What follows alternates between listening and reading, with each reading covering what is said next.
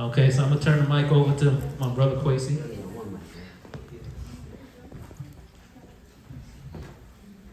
Assalamu alaikum, shalom, shalom, hotep, Islam, alafia. What's going on, family? What's going on?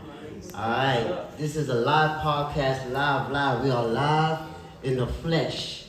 So, greetings, welcome. I decided to do it with, no other than Cozmo L, the Grand Sheikh. So let's get into it, beloved. Tell the people who you are and where you're from. You don't have to go back and forth. All right. I give rise, giving perfect praise to the Most High, in honor of my forefathers, the Honorable Marcus Messiah Garvey and Noble Drew Ali. Ashe. I greet my brothers and sisters in the humble words of peace. I'll just say peace. Peace. There's a lot of different ways to say it. I think that's universal amongst us. So I'm Grand Sheikh Cosmo Ill. I'm from California region. However, I'm domiciling in Hawaii right now. So I'm actually here all the way from Hawaii. It's a 9-hour flight. Okay. Wasn't easy. But it's important for us to get off of line, to come and actually press hands and press flesh with brothers and sisters that we support and that support us. Yes. So that's why I'm here. We had a program yesterday, and we scheduled this program to honor our brother who keeps the spirit of knowledge of self alive. Yes? And so I'm from California, born and raised. I'm the Grand Sheikh of Moor Science Temple of America, California, former Khalifa Council member, and I'm also the CEO of Moor Science Temple of America, Inc., which is our charity that supports all our charitable works. I've been in the movement for close to 30 years. I discovered consciousness in my teens, my early teens, 14, 15 years old, and I've been rolling strong ever since. And if some of y'all don't believe me, I can show you my high school picture. I had a fez on with a thobe and a black leather coat and some black biscuit Stacey Adams. Now, I said, that should give you just a little indication. But other than that, I've been in the Moorish movement. I've served in a lot of positions, and our purpose is to uplift fallen humanity and to teach our people about nationality and divine creed. And so, in so doing, I and some of the other brothers are on a tour. We come from Hawaii to New York, Queens, now Brooklyn, and then after that we go to Seattle, then to Dallas, then to Oakland, then to Los Angeles, and then back to Hawaii. So we're here for the people, and we appreciate you having us. Yes. Bless. Indeed, Islam. So there has been and still is a discrepancy, a dilemma, a divide, right, between the Moors, Hebrews, Pan-Africanists, Muslims, what have you, right? That is our number one biggest downfall, is a philosophy or an ideology that all of us can tap into and, I guess, call ourselves. So that being said, do you think calling ourselves Moors will free us? Question. Good question. One thing I forgot to mention, and to that end, I've had many questions over the years about that. So these are a few books. I have 13 books online. Cosmo, you can go online. Deal with various subjects from historical language to history itself, etymology, and so many other topics. Islam. I wrote this book, Murder Moor, right here, Kemet Until Now. This deals with phonology, etymology, morphology, and semantics of the word Moor and having its origin in Kemet. You can get that book online. I'm not going to go into the whole book. I think we have to understand and answer that question. What is a Moor? What is being a Moor? What is that about? The primary premise of Moorish science deals with nationality, all right? Not just a term, not just something that we would necessarily want to call ourselves. It's about returning to our ancestors. It's about returning to our forefathers. Let me show you something real quick. And so in doing that, returning to our forefathers' way of life is what's going to free us. Can you hand me that Blackamoor book right there? It's returning to our way of life prior to being labeled things that we call ourselves now that are not organic to our culture and that are used to disenfranchise us. Now I'm going to show you this real quick. If I can set this right here. This word right here was used up until the 1700s, before all the other words that we use to describe ourselves, right? Or to refer to our bloodline. Now let me show you something. Remember, 1700s, right? Understanding that the first dictionaries weren't compiled until 1735, right? By Nathaniel Bailey. So look at this. First we were Moor. Then we were Blackamoor. Now, we just black. This word, Blackamoor, you can look it up in the dictionary. It illustrates the linguistic genocide, right? Linguistic genocide. There's a lot of different genocides. What we've suffered from is a linguistic genocide. Speak on it. It means that what they've done is they have removed all of the names or things that we could associate with that would bind us with our culture. All right? So Moor has a legacy. And Moor is not just Muslim. You have Moors. Matter of fact, the first Moor to go into Spain was actually Hebrew. We know about the Muslim going to Spain and the Rock of Gibraltar, right, being named after Tariq.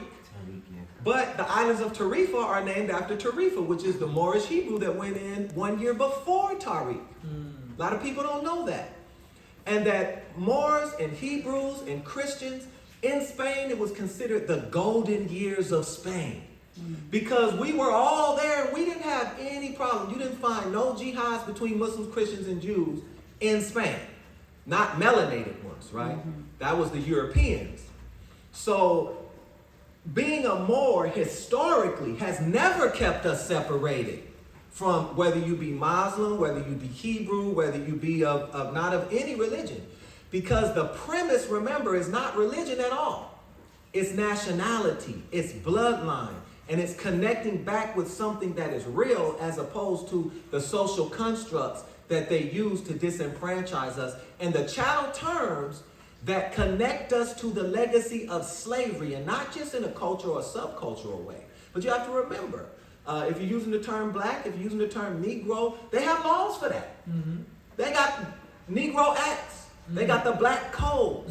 So these things are codified, right? And when we're using it, we're using it as a term of endearment or something emotional. It's a part of our struggle now. So it is a valid term to use, but not in relationship to nationality. People say, Cozmo, are you for black power? Yes, I'm for black power. And a lot of Moors get mad at me when I say that. But I'm for black power because the way to give power to blacks is to return them back to their original bloodline and culture so that they can be themselves. And so that, and aside from just knowing who we are and being ourselves, there's actually a jurisdiction that comes where you're able to now govern yourself. This is the key. It's not just about knowing who we are. It's not just about, oh, I have this term. It's about now you know who you are. Well, where's your nation? And are you moving as one, as a nation? And so I think perhaps I answered it in that. Yes, indeed, indeed. Nation building. Yeah, that's the ring. That's the mercy of Allah. Nation building. I just interviewed Shahrazad Ali. I don't know if you got a chance to see that. I did. Indeed. Yes, wonderful. And I asked her this question. During the 80s, 70s, 60s, we talked about nation building, right? That was the theme back then, nation building. It's nation time. Nowadays, 2023, heading into 2024 AD, we rarely hear that term, nation building. We rarely hear that phrase, it's nation time.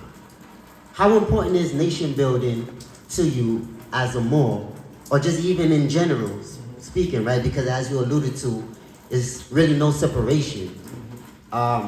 We are all Moors if you're speaking of it as a bloodline, lineage philosophy. So how important is nation building to you, and how can we turn back to that way of life and way of living? Yes, yes. Thank you, my brother. I think it's important before we actually address nation building itself that we address character building and self-building. Because if that's not straight, anything that you create is only going to mirror what you've been a part of.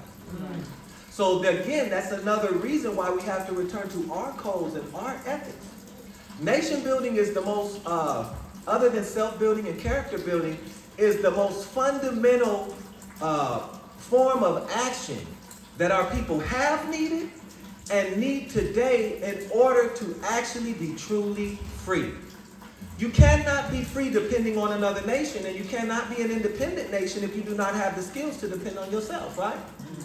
So if nation building is important, not only for us, but more important for our youth, for our seeds. We need to make sure that they're equipped with the skills to be able to not have to depend on these social services that keep us bound into this slavery. When you leave the so-called plantation, you leave with nothing, right? Maybe the clothes on your backs. And we know that most slaves didn't have shoes. So you imagine this. They're going through what? The swamps, alligators, moccasins, all of these things just to be free. But we have a different type of slavery now. It's a mental slavery, and it can lead to a physical slavery. We're too comfortable for us to, if we say, hey, who wants to leave America and go through the swamps with no shoes on, facing alligators and moccasins? Most people today are not going to do it. So we have to understand that our concept of freedom means when we have to depend on ourselves, that means a lot of times we're starting from scratch. If you can bring the resources with you, fine, but you can't depend on them. We need to start from scratch. The point being, why am I in Hawaii right now? We're building a off-grid community. Land, we just completed the first model home. Tiny cabin style structure, and solar powered, food being put into the ground, water catchment, free water, purifying the water. But when we started, it was nothing but bare land. We have to be willing to pitch a tent on our own bare land and build all the way up from there in order to be free.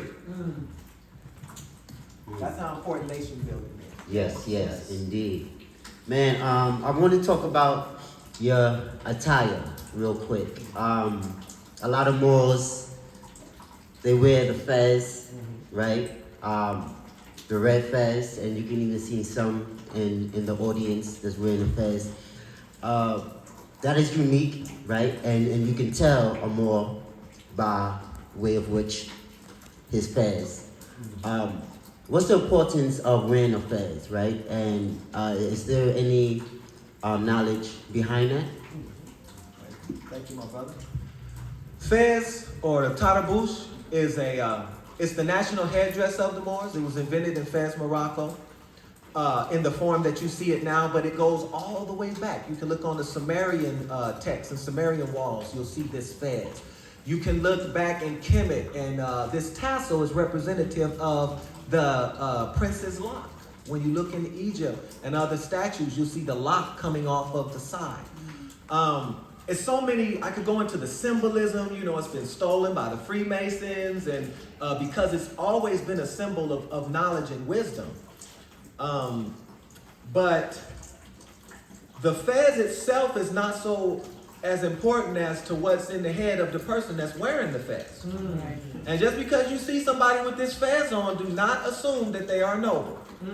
You have to get to know. You can assume it, but don't put yourself in a situation, is what I'm saying. Listen to them. Let them open their mouth. A lot of people are waking up and they want to be themselves, and so, they put it on, and, we go from there. But I also want to point out, I always like to go to the law. How many people have heard of prima facie? All right, look that up. What's prima facie, my brother? Face value. And that law, during so-called slavery, prima facie was meant that if you saw a slave or someone that you thought was a slave, if they had dark skin like this, that was prima facie evidence that they were a slave. So that means you assume they're a slave first. So it's important for us to distinguish ourselves with our national headdress and our cultural headdress to distinguish ourselves from just the average Joe Blow that probably is a slave, mental slave. So number one, it serves two purposes. When the Romans see us, when we say Romans, because we live in a Roman society, right? You look on their car, they got what? Roman seals. So we have to know who we're dealing with, right? Because we're in this time, but nothing has really changed but the modes of technology and production. It's still the same people. So when we look in and we're dealing, when the Romans see us, they know this symbol. They know what it represents if the person that has it going on up here that's wearing it. And so this protects us from them assuming that we are an unknowledgeable slave as well. And 9 times out of 10, if you're wearing this, I guarantee you, you're going to be approached different. Not just by the police. Let me tell you something. When I'm walking down the street, and this could be any town, boy, I get, hey, hi signs, look, women, children waving, they tell wave at the guy, But when I don't have this on, and I'm walking down the street, women clutching their purses, brother looking at you like, look, what you looking at? So it's important for us to, on a psychological level, begin to express ourselves in our cultural practices so that people can kind of have in a sense, a prima facie idea of what we're about before they even approach us. Because a lot of times, once they've approached you, it's too late. Indeed. So I want to switch gears a bit, and this is a African Moorish black women's event. So let's speak about the black woman real quick, right? She is the mother of civilization. She is the first Aboriginal woman. And I know the Nation of Islam teaches about 70 to 80% of its teachings are on the woman. Is the Moorish sign similar in that regard? And if so, how so? And yeah, just let's start from there. All right, wonderful. I'm glad you brought that up, and I definitely want to give a shout out to the sister. I'm sorry, I don't know your name. What's your name, sister? Sekmut. Sekmet? Sekmut, yeah. Sekmut. Thank you, sister. I learned something today from the sister, and I'm a historian, I write, but I'm not going to know everything. But when she was talking about Gasoline and the mother or the sister that reared him and what she put into him and that she was a warrior and stuff as well, that really touched me, because I'm a fan of Gasoline, and Toussaint L'Ouverture and them. But I never thought to think like who was the mother, and who was a person that reared them. So I wanted to give a shout out to that because it really did touch me. Ashe. So now we seek balance. We don't put one over the other. As I was discussing with the sister, the Ankh is it's a symbol of woman, but it's also a symbol of man. That's right. Right? It's two because you need two to make one. So if you hold the Ankh upside down, you already know what it is. Right. Right? You hold it down this way, you know what it is, reproductive. So, and in the middle is the balance. So we don't put one over the other. What we do is we teach that those dynamics, that dichotomy of one against the other or one above the other has been used to divide us, and it's been used to create issues between us. So like in our Circle 7 Quran, not to be confused with the Holy Quran and Moorish Science Temple of America, you'll find Allah being referred to as He, Allah, right? In the Holy Quran of Mecca, you'll see Allah being referred to as He. A lot of people, unless you understand Arabic, it's not He in the physical sense because Allah has no gender. Allah is not a gender being. In fact, you don't have a gender until you're engendered in this body, right? Souls don't have a gender, all right? And don't use that the wrong way. All right? The gender thing is not a spiritual issue. It's not something that we really focus on. A lot of times people come in and sisters will have issues and brothers will have issues about that, and we have to tell them. I have to say, look, it's about balance between us. But you'll see Allah referred to as He. We say that the higher self is Allah in man. But we also say that the higher self is the mother of virtues and the harmonies of life. So we don't shy away from father, mother, because we understand that these are only symbolic of the divinity and that they really have no bearing on the soul or on the spirit. They only have bearing in this physical dimension. And like I was saying yesterday, we get confused as to what the self truly is. The self is unseen. You've never seen yourself. When you look in the mirror, you don't see yourself. The self is who's talking to you in your head when you're talking to yourself. And you've never seen that.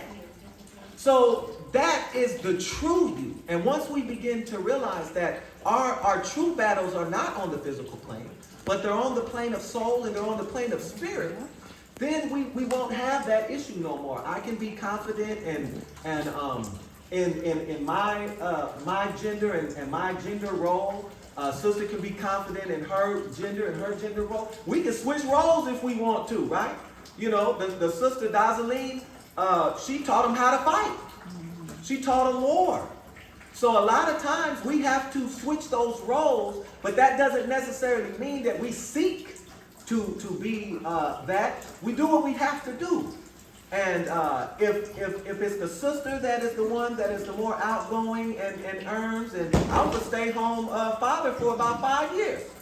You know, I'm not now, but I was. And I did that, and I didn't have any problems with it, nor did my empress. So I think we need to kind of shy away from focusing so much on our physical, because it's our mentality that is causing all the problems. Yes.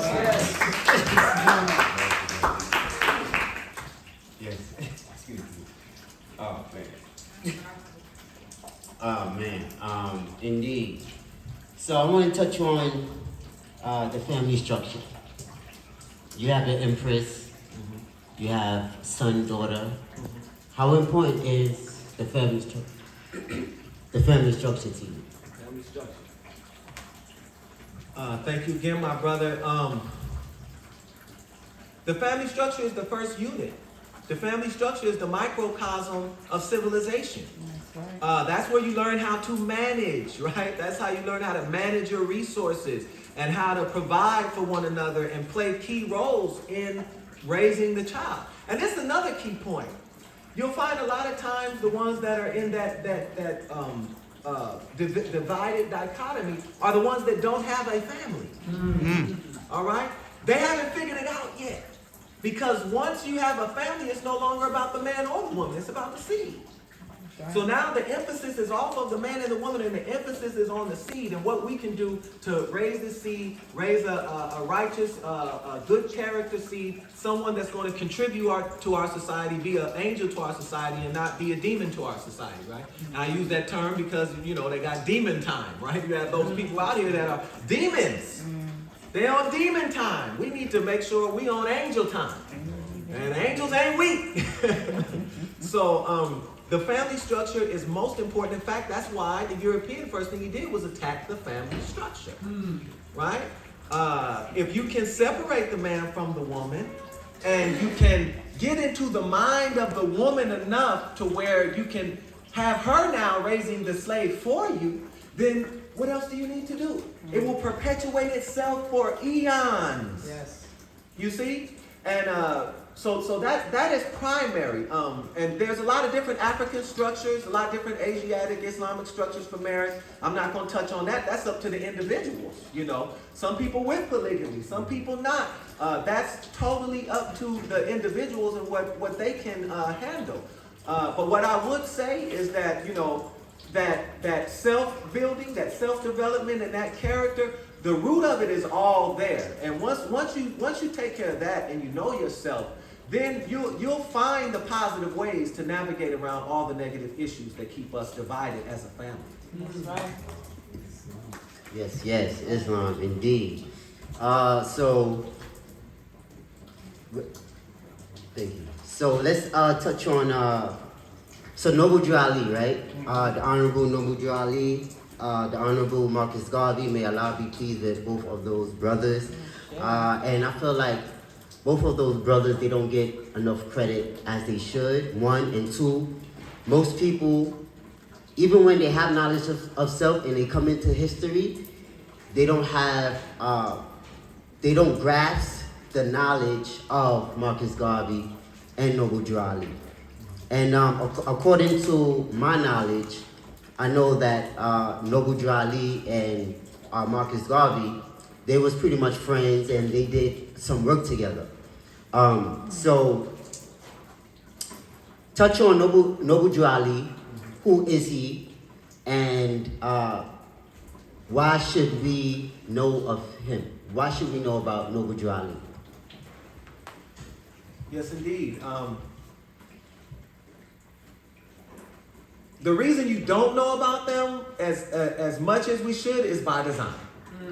You know a little bit more about Marcus Garvey, but Noble Drew Ali, very mysterious figure. You know, where does he come? Here's a brother who raised $1 million during the Depression. Had thousands of followers, you know, a precursor to the Nation of Islam. A lot of the students who had groups later, like the Nation of Islam, even some preachers like Father Divine and other people, were students of Noble Drew Ali. That might have some indication as to why you don't know a lot about him in some cases. But Noble Drew Ali is the root cause of all so-called black movements and all so-called Islamic movements in America, hands down. And Noble Drew Ali came 60-something years after 1865, right? From 1865 to 1913 AD. He brought concepts of nationality, nationhood, not just the concepts, but he brought a constitution and erected an organization to help carry it out. That organization was the first victim of, well, I won't say the first, but one of the first victims of the FBI. All right? It wasn't called COINTELPRO back then. They didn't have a fancy name for it, but we know it had the same intentions, right? To stop a so-called what? Black Messiah. Black Messiah. Why we don't know about our so-called Black Messiah? He done came already. He came already. He brought a nation. Didn't no one else tell us who we were? I'm talking about connect us with a name, a legacy, a heritage, an inheritance. Yes. Is Noble Drew Ali before the Honorable Elijah Muhammad? Yes. By how much of a difference?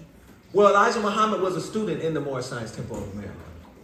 Okay, wow. When you see Elijah Muhammad with that fez on, where do you think he got that fez from? Matter of fact, I just posted a video on my Instagram from Warif D. Muhammad's son. Elijah Muhammad's son, Warif D. Muhammad. I was wondering, I was like, wait a minute. So Warif D. Muhammad is Elijah Muhammad's son, and he talked about how Farrar Muhammad, when he first taught Elijah Muhammad, began to teach the FOI, they got the whole uniform from the Moorish Science Temple of America. Wow. All right, and when you see their original uniforms, you'll see them all in fezzes on the original final call, and you'll see you'll see Farrar Muhammad being referred to as a prophet, not Allah. So that's some history for you. So the Nation of Islam comes out of Moorish Science Temple of America, and there was a so-called, I say so-called Black Messiah, and his name was Noble Drew Ali. We recognize also Marcus Garvey as a harbinger or John the Baptist so-called figure before Noble Drew Ali. Came out of the wilderness to help prepare the people. Whereas Noble Drew Ali, he fulfilled the works of what most people say Jesus is supposed to do when he comes back. Right? But you have to read the prophecies on that. What he brought was something that to this day, there's a resurgence of it. But to this day, there's more so-called black history and Moorish history that you will find, but it's the history that will fill in all the blanks. place. See, we can't hedge hop all the way back 10,000 years to Egypt. What happened after Egypt fell? See, most people don't know, and that's just because they're not historians, not because they're ignorant, that the final Egyptian mystery schools was closed by Theodosius and Justinian, Roman emperors, in the 500s-600s. George G.M. James, page 43, Stolen Legacy, will tell you that after the Egypt fell, that they went into Mauritania, Morocco, and other places where the Moors preserved the Egyptian culture. And that the Moors took the Egyptian culture into Spain. We retranslated all the books in the language of Arabic, which was the lingua franca for us at that time. So this is from Stolen Legacy, not me. Right? I'm not saying that the Egyptian schools were closed and Egypt went into Mauritania and the Moors preserved the Egyptian school and spread it throughout the rest of the world, brought about modern civilization right now. I'm not saying. George G.M. James, Stolen Legacy, is saying. So when we understand, and not only that, but we kept Egypt as a central authority. So, I don't know, I might have got sidetracked a little bit. But what was the original question? Well, it was the sister. What was it?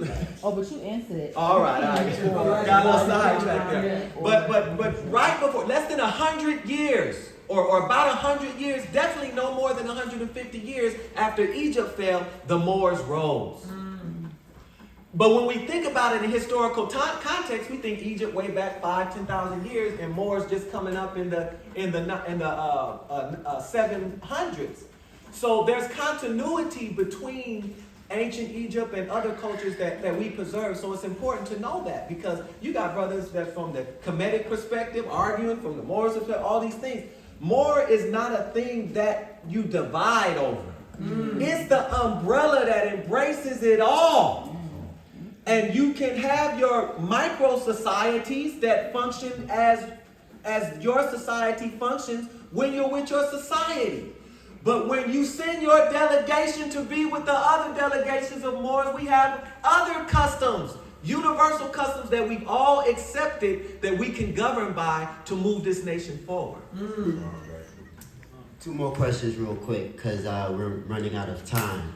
Speaking about the Nation of Islam and the Most Honorable Elijah Muhammad, may Allah be pleased with him, because he did a profound work. He did much to help develop and empower our people. So I just want to give light on that. Islam, true indeed. So why do you think that the Nation of Islam don't preach that, or not even preach, don't talk about that much, or not at all? As a matter of fact, they dismiss it or deviate away from the Most Honorable Elijah Muhammad being a part of the Moorish Science Temple. Why do you think that? Well, I mean, for one obvious reason, because obviously they trace all of the origin of the organization back to Farad Muhammad, and that he's a lying person, so on and so forth. He was also a part of the Moorish Science True Temple. indeed, and that's why I pointed out before he was known as a prophet. And that was after Prophet Noble Ali. Once he passed, there was a bunch of people that was now prophets, and were going to carry out the missionary work in the way that they saw. However, the Nation of Islam right now is not the Nation of Islam. Understand this. Yeah. This is not who I told you about, War of Deen Muhammad, the son of Elijah Muhammad. Do you know that he was the successor to the Nation of Islam? Yes. He changed the Nation of Islam to the American Muslim Mission. All right? And so when you see the different mosques, and you see brothers going to the mosque, praying and doing a more orthodox style of Islam, that's the Nation of Islam. Most people don't know that. Farrakhan was a part of that for a couple years. He taught traditional Islam. But after that couple of years, he went back and reopened the Nation of Islam under that name, and decided to come back with the brand that he's teaching now. So the original Nation of Islam is no longer called the Nation of Islam. It's called the American Muslim Society. It was first the American Muslim Mission. So just understanding the history there. and knowing that. And no one wants to take any works away from the Honorable Elijah Muhammad or Farad Muhammad or any of that. But this is just history. The Nation of Islam, they have a doctrine that they teach. Most of it is right on point, but some of it just does not conform to the actual history. And you can look it for yourself. However, a lot of the teachings in the Nation of Islam do come from Moor science, though it does not have that name. So they did keep a lot of the curriculum. Asiatic being one of the main words. Noble Jew Ali was the first to bring Asiatic. We just didn't use the black on it. But when they started, it was Asiatic black man. Now you just hear black man, right? You don't hear the Asiatic black man so much. So we have to understand how things evolve and how they morph over time. However, there's a lot in the Nation of Islam that are now waking up after 2014. I believe it was Savior's Day. Farrakhan finally acknowledged Noble Jew Ali at Savior's Day. You can look that up. You can go also to Cozmo Ill Facebook or Instagram to find some of those videos where he acknowledged Noble Jew Ali as the first to bring Islam and the first to bring nationality and the first one to bring all of these things to our people. So it's funny because I grew up so long battling with them, you know, when we was youngsters. We'd be like, yeah, no, you know, y'all come. And no one would ever admit it. But finally, in 2014, he did. And so I remember going to Wikipedia. I had went to Wikipedia before he did it, and I went to Wikipedia after he did it. Now you can go to Wikipedia, and it will tell you that he finally acknowledged, so on, Noble Jew Ali, so on and so forth. So not everybody is going to come out of the school and follow the teacher's instructions the exact way. The Nation of Islam, we do consider it a part of the Moor Science Temple of America. That's one of our children organizations. That's not so much a child no more, that have come through the Moor Science Temple of America. And we have good relations with them. And a lot are actually coming over. To study the Moorish science and study the law and how, because there's some things we haven't talked about, which is the law and the special rights and responsibilities that come with being a part of your own society. Yes. Last question, because this is an educational platform. So you're an author, historian. Why was it important for you to write books? One, and two, how important is, because I don't know if you see it, but obviously, so-called black people, we don't read as much as we should, right? We don't take education seriously as much as we should. So, in your point of view, how are you getting so-called black people to read, and how important is reading and education to you? Thank you, brother. Well, reading is fundamental. That's fundamental. Think about it. They gouged our eyes out and cut our tongues out and stuff so we couldn't read. That's how important it was to them. Now we got it. Now we got our eyes and our tongue. How important is it to us?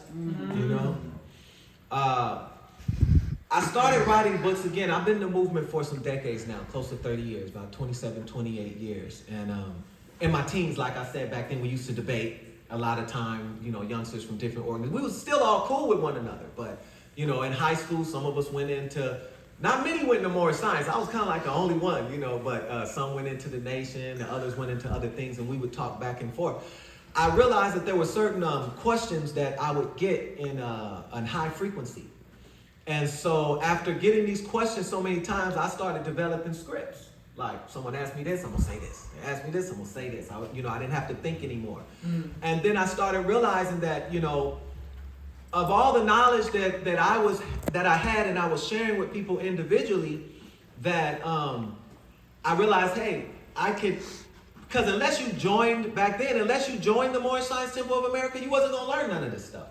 You wouldn't know about it. So I said, well, we gotta come outside the temple. Our people need this knowledge. So I started first with Moors, what they didn't teach you in Black History class.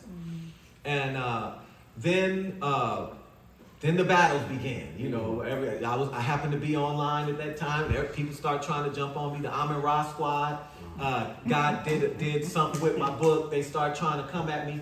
So I sat down. I was about to do a video on them, and I said, you know what? I'm gonna write a book on these fools. So that's when I wrote this book right here, Murder Moor, Kemet Until Now. And back then they were saying, oh, Moor is Roman and it's Greek. You don't hear that no more, do you? Indeed. Man, we have reached the conclusion of this live podcast. I want to thank you, brother. I want to give thanks to you. Yes. I want to give thanks to you as well. We've known each other for a minute now, right? For a minute. This is the first time that we've come together in a physical. So thank you for all the time that I asked you to, be on my platform when I only had about, 10K, 15K. Each time I asked his brother to be a part and to interview him, he would say yes. So thank you for that. Thank you for just being there and just giving knowledge. Again, one of the reasons why I have 360 degrees real quick is because knowledge is 360 degrees, right? And so even though I personally may feel a different way, or not even feel, but just think a different way about a certain philosophy or school of thought, that may not be the truth, right? And again, knowledge is 360 degrees. So because I don't know of something or I think about something differently, that doesn't make it right or wrong. So I always bring other people on to share their knowledge, to share their thinking, so that other people can learn as well. Because it's not all about Kemet, it's not all about, West Africa or whatever. It's about other knowledge. Moors in Spain, it's about Moors in Kemet, as you just alluded to, right? It's about modern civilization, everything, right? Knowledge is 360 degrees, as a circle is 360 degrees, meaning it never ends and it never ends, right? So it's a continual cycle, it's a continual life cycle that you must take on throughout your life journey. So never stop learning, never stop reading, never stop studying, because once you stop, you're dead, right? Physically, of course. Mentally, of course, right? You're dead intellectually. You're dead educationally, right? Because you're stagnated, right? So keep moving, keep studying, keep reading, keep growing, right? Because the more you grow, the more you learn, and the more you learn, the more you earn, right? That's right. Because we don't want to deviate away from economics, as Marcus Garvey said. May Allah be pleased with him. Economics is our foundation. So we want to make sure I have that economics as well. All right. So I leave you as I greeted you. Assalamu alaikum. Shalom, shalom. Hotel, Islam. Allah. Peace. Peace.